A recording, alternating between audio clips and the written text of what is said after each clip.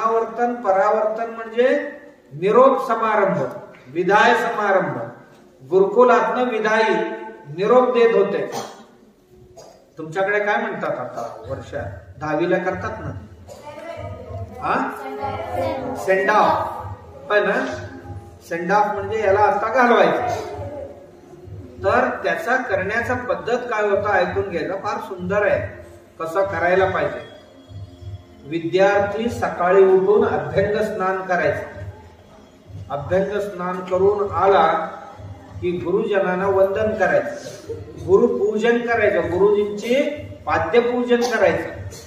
पाद्यपूजन करून झाल्यानंतर गुरुजी त्यांना काही उपदेश करत होते घरी जाताना. काय बाबा, जे काय आजपर्यंत तुम्ही इथे शिकलेले आहात, समजलेले आहात, याचा आचरण करायचं घरी गेल्यानंतर. पहिला उपदेश काय असायचं, जे काय इथे शिकलेले आहात, जे काय इथे समजलेले आहात, आणि याला श्रद्धेने घरी जाऊन आचरण करणं. हे काय स्टोअर करण्याकरता, मेमरीत ठेवण्याकरता नाही दिलेले. त्या सगळ्या गोष्टींचं आचरण करायचं घरी गेल्यानंतर. इथे जे जे तुम्ही शिकलात, श्रद्धेने यदेति विद्यया करोति श्रद्धया, जे तुम्ही इथे शिकलात हे घरी गेल्यानंतर श्रद्धेने आचरण करा. निरोप समारंभात सांगावयाचा उपदेश गुरुजींचा. मग गुरुजी काय सांगत होते, कुठलं सत्यम वद धर्मं चर, सत्यान्न प्रमदितव्यम धर्मान्न प्रमदितव्यम, मातृदेवो भव पितृदेवो भव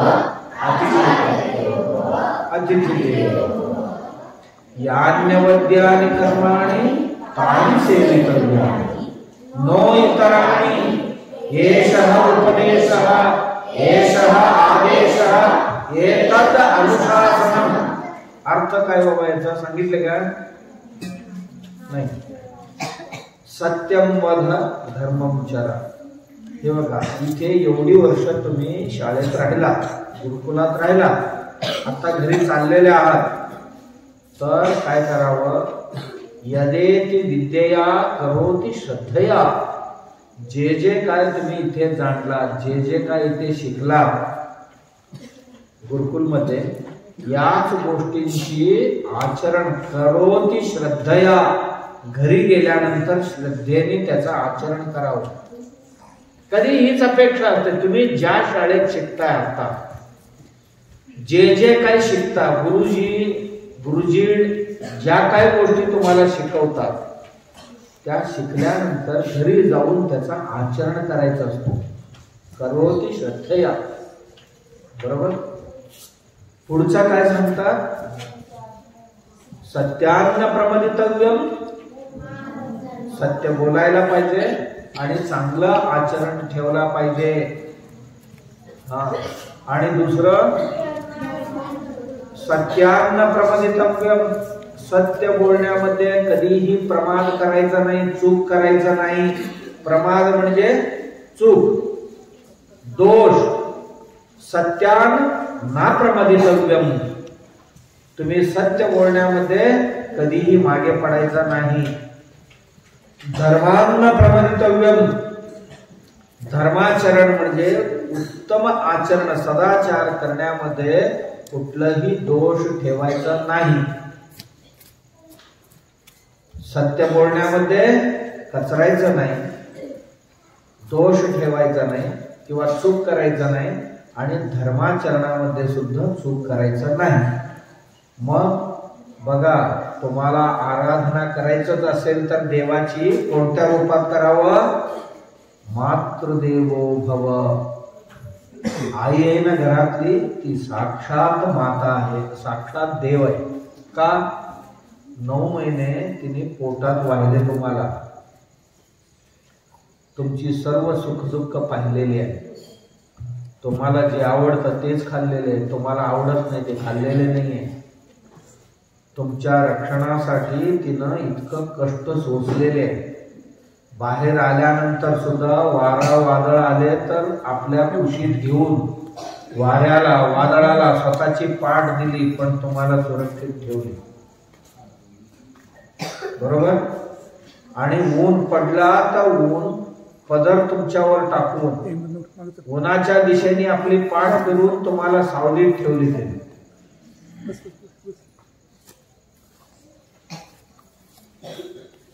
सावलीत ठेवली. पाऊस पडला तर स्वतः भिजली आणि तुम्हाला भिजू दिली नाही. 100 वेळ लघवी केला, 100 वेळ संडास केला तरी धुवायला तिनं कधीही मागे पुढे पाहिले नाही. लहान असताना न कळत आपण करत होतो की नाही घरात. 10 वेळ दिवसातनं कपडे बदलावे लागले तर तिनं कंटाळा कधी केली का तुमच्यासाठी? नाही केली. वेळ प्रसंगी आपण उशिरा जेवली पण तुम्हाला वेळेत जेवू घालण्यामध्ये कमी नाही पडले. तुमच्या आधी उठून तुमची सगळी व्यवस्था तिनं सर्व केली. कपडे तुमची तिनं धुतली, अंघोळ तुमच्या घातली, अंथरूण घातली तुम्हाला आणि सगळे नेट नेटकं करून शाळेपर्यंत पोहोचवायचं काम केलं. आणखीन काय करावं? आई आणि वडील दोघांचे मातृदेवो भव पितृदेवो भव. आई आणि वडील ही साक्षात देव आहेत. गुरुकुलात घरी जाताना काय सांगतात? तुम्हालाही उपदेश आहे आज सुद्धा. आई आणि वडील ही साक्षात तुमची देव आहे. बाबा असं कधी म्हणत नाही की फी भरायला पैसे कुठून आणू मी, असं कधी म्हणतो का? कुठून आणतो माहित नाही पण आणून आपल्या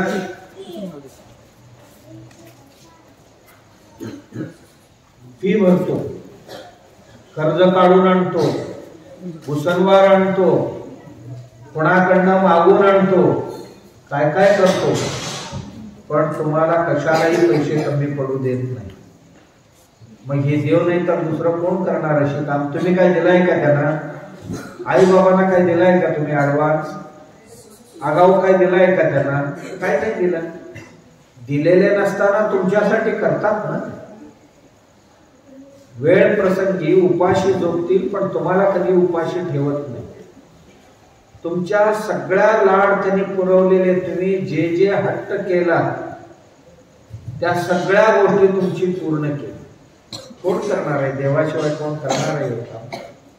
म्हणून मातृदेवो भव पितृदेवो भव. त्यांच्यापेक्षा मोठी देव नाहीये.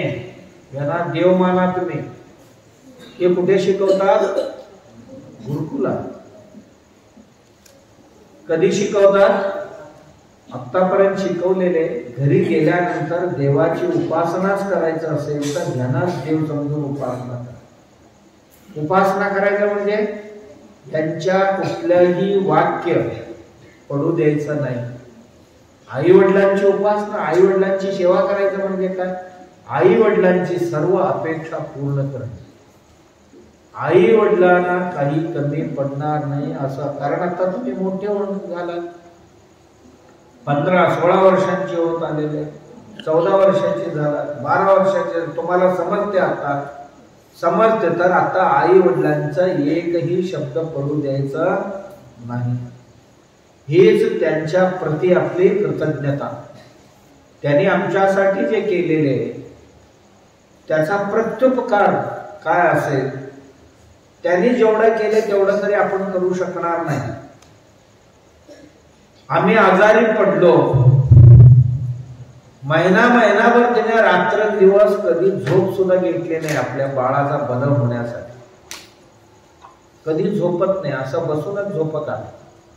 आणि डॉक्टरचे पाया पडायचा आणि दवाखान्यातल्यांचे माझ्या बाळाला एवढा बरी करा, हो काय लागेल ते आम्ही शेती वाडी विकून देऊ पैसे, पण माझं बाळ बरं व्हायला पाहिजे. हे कोण म्हणू शकतात? रस्त्यावरची म्हणतील. मग हे देव नाही तर तुमच्यासाठी कोण देव असतील? मी नेहमी सांगत असतो, एक आई काणी होती, एक डोळा नव्हता, एकच होता आईचा. आणि मुलगा मोठा झाला, कॉलेजवर वगैरे गेला, शिकला आणि नोकरीला लागला. लागल्यानंतर आई सारखं त्याच्याकडे येत होती. पण लोक म्हणायचे ती काणीबाई येते कोण येते, काणीबाई येते कोण येते.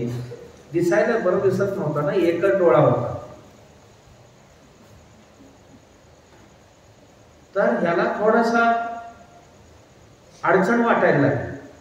म्हणून आईला सांगितलं, आई तुझी काम काय असेल तर मला सांगत जा फोनवर, मीच येत जाईल, तू येत जाऊ नको इथे. त्याला कमीपणा वाटू लागला.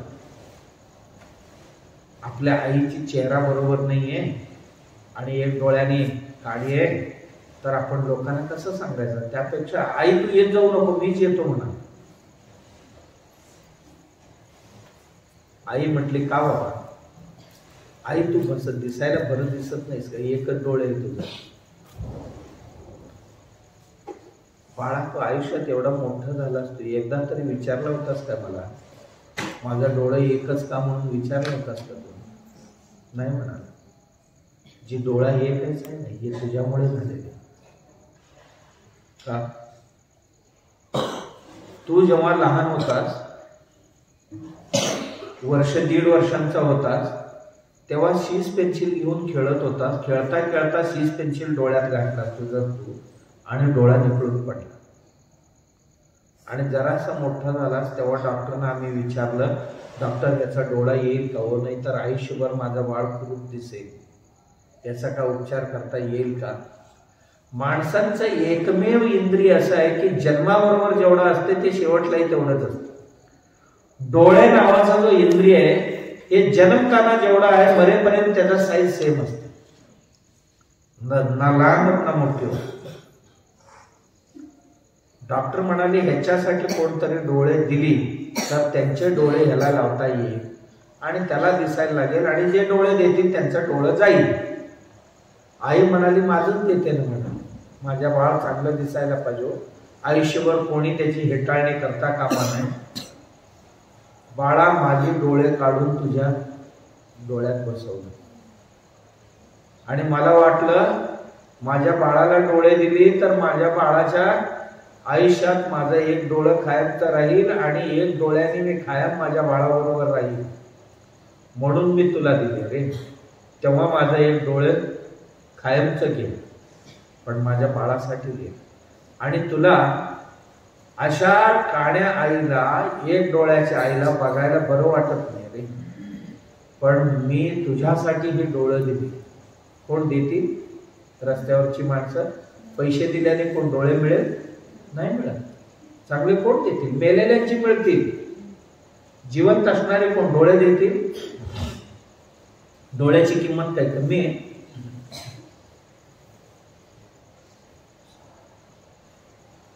कमी नाही आहे. म्हणून मातृदेवो भव पितृदेवो भव. वडील कधीही तुम्हाला काही कमी पडू दिलेले नाही. वेळ प्रसंगी जुनी चप्पल घातली, दाढी केला तर केला, नाही केला तर नाही केला, कुठेही चालत जाईल, चालत येईल. औषधाला पैसे नसेल तर तसंच खोकत राहील, पण बाळाचा खोकला त्याला आवडत नाही. बाळाचा खोकला झाला की कुठलाही पैसे आणला आणि बाळाला बरं केलं. स्वतः चालत जाणार. बाळाने सायकल मागितलं तर सायकल दिला, खेळणी मागितलं तर बॅट मागितलं तर बॅट दिला, बॉल मागितलं तर बॉल दिला.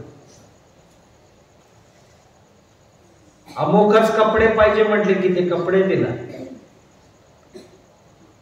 ज्या ज्या गोष्टी तुम्ही मागितल्या त्याला कुठून आणू असा कधीही शब्द त्याच्या तोंडून आला नाही. आणि असा हा माणूस तुमच्यासाठी देव नसेल का? असू शकतील की नाही?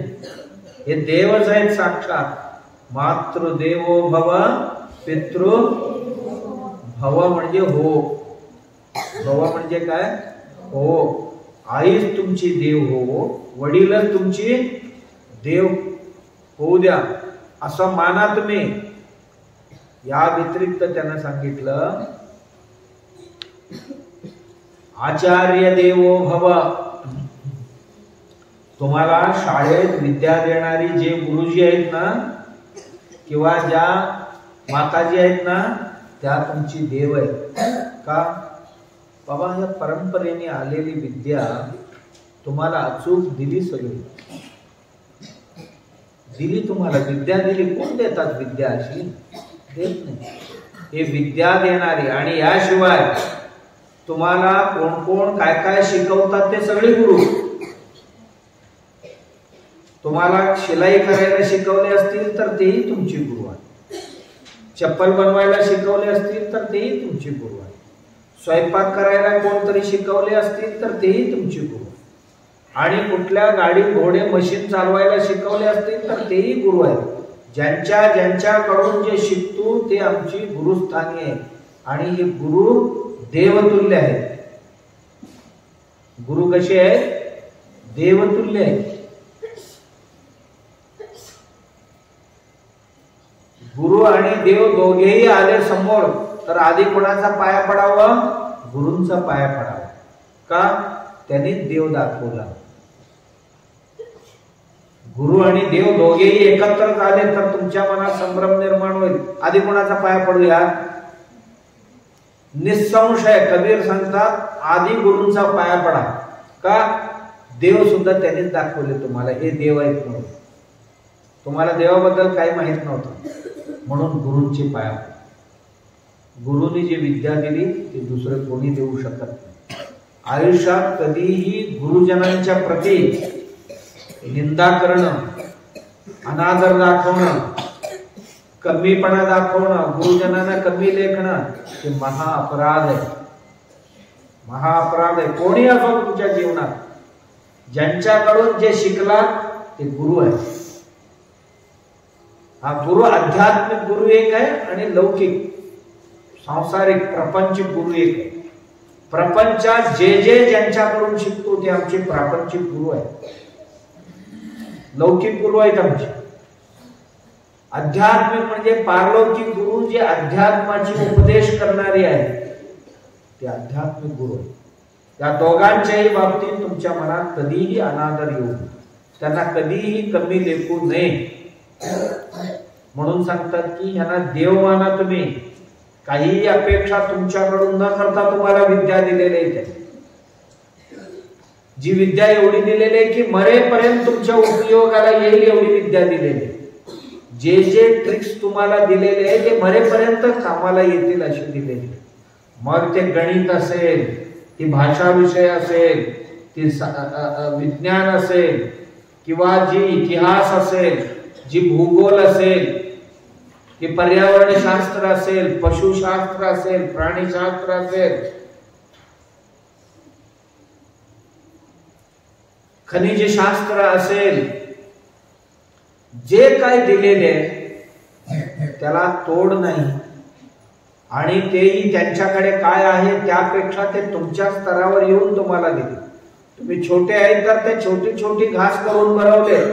त्यांच्याकडे असणारी विद्या असेल दिला असता तर तुम्हाला काही कळलं नसतं. तुम्ही ज्या स्तरावर उभे आहात त्या स्तराला उतरून छोटी छोटी घास करून तुम्हाला रुचेल, तुम्हाला पचेल असं करून त्यांनी दिली गुरुजी. त्या गुरूंप्रती कृतज्ञता पाहिजे की नाही पाहिजे? हा नाही म्हणून आहे. गुरुजनांप्रती कृतज्ञता पाहिजे की नाही? त्यांची सेवा केली पाहिजे की नाही? त्याला देव मानलं पाहिजे. कोणाकडून जे काय शिकला, जे काय ज्यांच्याकडून शिकला, गुरूंच्या आचार्य देवो भव. आचार्य तुमच्यासाठी देव आहे. या जगात कुठेही न दिसणारा देव कुठे दिसत असेल तर तो आईच्या रूपात आहे, वडिलांच्या रूपात आहे आणि गुरूंच्या रूपात. चौथं एक सांगितलं त्यांनी, अतिथी देवो भव. आपल्या घरी येणारे जे कोणी माणूस आगंतुक आले तर समजा की आमच्या घरी आलेले ही आमचे अतिथी आहे. तिथी वार नक्षत्र न ठरवता आपल्या घरी आले तर त्यांची सेवा. साधू सत्पुरुष आले, संत महंत आले कोणी तर त्यांना देव माना. साक्षात भगवंत तुमच्या घरात प्रवेश करतो असं समजून. म्हणजे ज्यावेळी लाडी लबाडी करणारा एक घटकच नव्हता या जगात, कोणाला फसवावं ठगवावं असा विचारच कोणाच्या मनात येत नव्हता, अशा वेळी हे सांगितले गेले. सगळे एकमेकांची भल्याचीच विचार करत होते. अशा वेळी सांगितले की त्यांना आपलं देव माना. एवढं सांगून काय सांगितले पुढे? मातृदेवो भव, पितृदेवो भव, अतिथी देवो भव, आचार्य देवो. यानी अवद्यानि कर्माणि तानि सेवितव्यानि.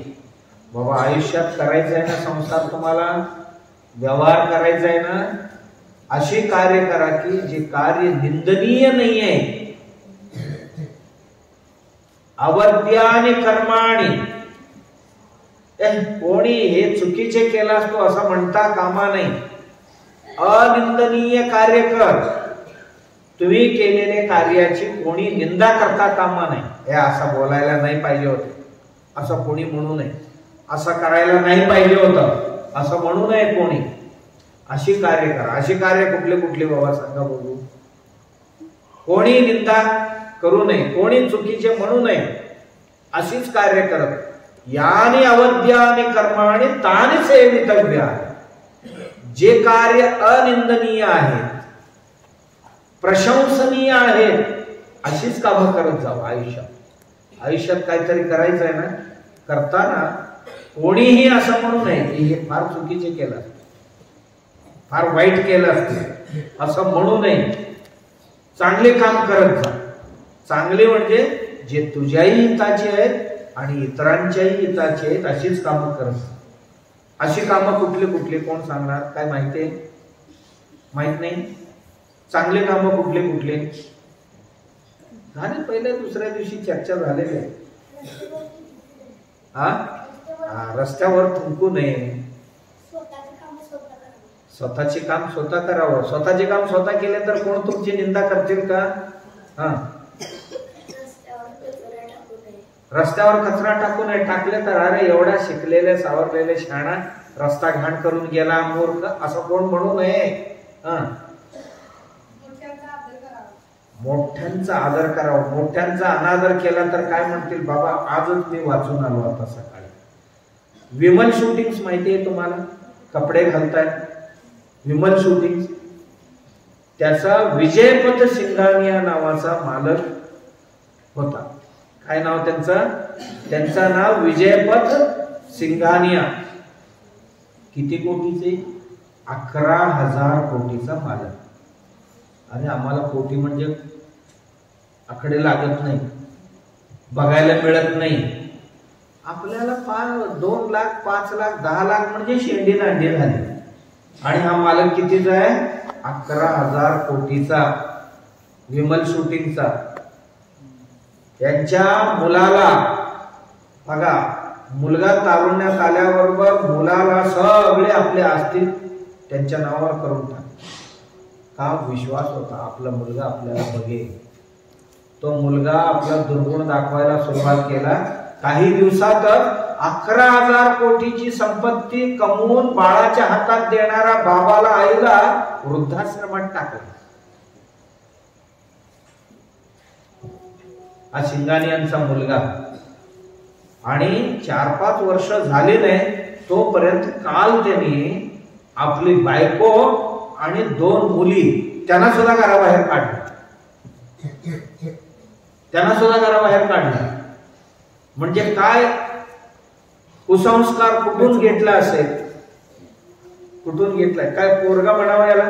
कीडच म्हणायचं ना. आपल्या घरात जन्माला आलेले वळवळणारे एक कीडच म्हणायचे. काय चांगला माणूस म्हणता येईल? ज्या बाबाने 11,000 कोटीची प्रॉपर्टी माझ्या हातात सोपवली, आज त्या बाबाला घरातनं बाहेर काढले. ज्या पत्नीने ज्या बाळाने मला आतापर्यंत साथ दिली त्यांना घराबाहेर काढले. काय हे संस्कार असतात? कुठे शिकतात कोणास ठाऊक. मी का विचारलंय? कोणीही असं म्हणू नये की हे चुकीचे केलं असतं. आई वडिलांनी नेऊन वृद्धाश्रमात टाकलं तर काय होईल? ज्यांनी तुमच्यासाठी आपलं पूर्ण जीव जिजवलं आणि तुम्ही मोठे झाल्यानंतर नवऱ्याचं ऐकून बायकोचं ऐकून त्या म्हाताऱ्यांना घराबाहेर काढला, हीच भक्ती तुमची मोठ्यांच्या प्रती. ए म्हाताऱ्या गब्बस, ही तुमची भक्ती त्यांच्या प्रती. ए म्हातारे ओरडू नको गब्बस. आई बाबांना कोण म्हातारे म्हणतात? ही शब्द वापरावा का, वापरू नये. प्रश्न विचारलेले तुम्हाला, अनिंदनीय कार्य कोणती कोणती, चांगलं कार्य कोणतं कोणतं? हा, दुसऱ्यांचा विनाकारण तिरस्कार करू नये. हा, कोणाचाही विश्वासघात करणं हे निंदनीय कार्य. अरे मी एवढा विश्वास ठेवला याच्यावर आणि ह्यांनी माझा घात केला असं म्हणू नये.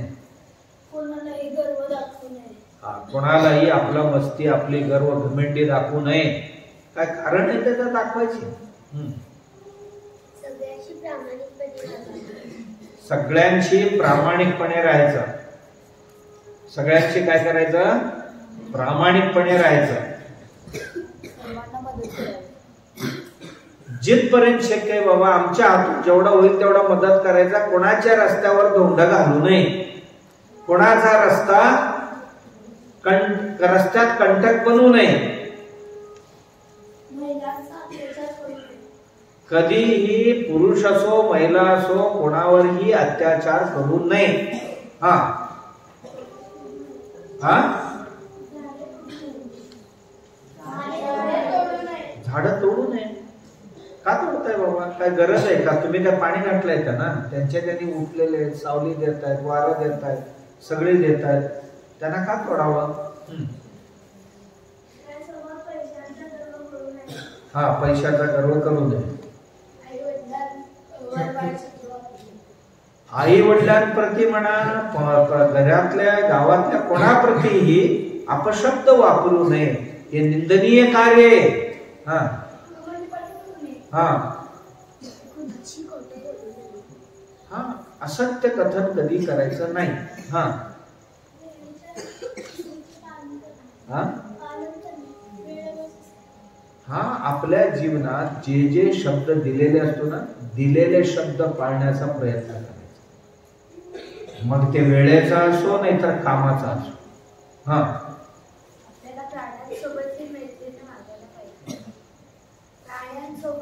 प्राणी, पक्षी, झाड, वृक्ष जे कोणी असतील त्यांच्या बरोबर सुद्धा मैत्रीचा भाव ठेवायचा आहे. मैत्रीने वागायचं आहे. का? न कळत आम्हाला मदत करतात ते. आम्ही मागितले नाही तरी सुद्धा आम्हाला मदत करणारी आहे. म्हणून त्यांच्या प्रती वाईट व्यवहार करू नये. आपल्या हातून जेवढं होईल तेवढा दुसऱ्यांना उपकार करणं, दुसऱ्यांना मदत करणं, सहाय्य करणं, परंतु दुसऱ्यांना त्रास द्यायचा नाही. मुक्या प्राण्यांना, लहान मुलांना कधीही त्रास देऊ नये. मुक्या प्राण्यांना, लहान मुलांना कोणालाही त्रास देऊ नये. हा, वेळेचा प्रत्येक क्षणाचा जपून वापर करावा. जसं तुमच्या हातात 1 लाख रुपये दिलेले तर 1-1 रुपयाचा जसं जपून वापर करताय ना, तसं वेळ सुद्धा तुम्हाला जे दिवसभरासाठी दिलेले आहे ना त्याचा सुद्धा पैसे समजूनच वापर करावा.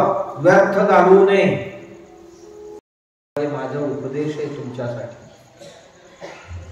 मी सांगतो तुमच्यासाठी उपदेश आहे. आतापर्यंत केला होता ते पाठ होता, पण आज घरी जाताना तुम्हाला वैयक्तिकरित्या सांगतो, हे माझा उपदेश हेच आहे. आमची उपदेश तुमच्यासाठी. उपदेश आहे म्हणजे तुमच्यासाठी आमचं सांगणं आहे. उपदेश म्हणजे काय? आमचं सांगणं आहे तुमच्यासाठी. नुसतं असं समजू नये उपदेश आहे. एषः आदेशः, नुसतं सांगणं नाहीये. तुम्ही वागलंच पाहिजे असं माझा आग्रह आहे. आदेश म्हणजे काय? आमची ऑर्डर आहे. आधी काय म्हटले? उपदेश आहे बाबा. नाही, उपदेश आहे म्हणजे तुम्ही सांगण्याचा कर्तव्य केला, करायचं की नाही करायचं आम्ही ठरवू असं म्हणू नका. एषः आदेशः, आम्ही अधिकारवाणीने सांगतो, हे पालन करायचं तुम्ही घरी गेल्यानंतर. आणि पुढे काय म्हणतात? एतदनुशासनम, बाबा आदेशही समजू नका, हे नित्य नियमान अनुशासन हे कायदाच आहे असं समजा तुम्ही. घरी गेल्यानंतर तुमच्यासाठी वागावयाचा हे नियमच आहे. याला नुसतं उपदेश आदेश समजू नका, हे मरेपर्यंत पाळावयाचा नियमच आहे तुमच्यासाठी. काय नियम बाबा, काय सांगितले नियम? नियम काय सांगितले? बोलणं, धर्माचाच आचरण करणं, आई वडील गुरु आणि अतिथी यांना देव मानणं आणि त्यांची सेवा करणं, आणि निंदनीय कार्य न करणं. आयुष्यात कधी बोलण्यात सुद्धा कोणी म्हणू नये असं का बोलला, करताना सुद्धा कोणी म्हणू नये की असं का केला. आणि हेच तुमच्यासाठी आमचे उपदेश आहे, हेच आदेश आहे. आणि आदेश उपदेश नव्हे, हे आयुष्यभर पाळावयाची नियम आहे असं सांगून मग गुरुजी काय करत होते, घरी जाण्याकरता लायक बनलाय का जरा तपासत होते. कसे तपासत होते माहितीये?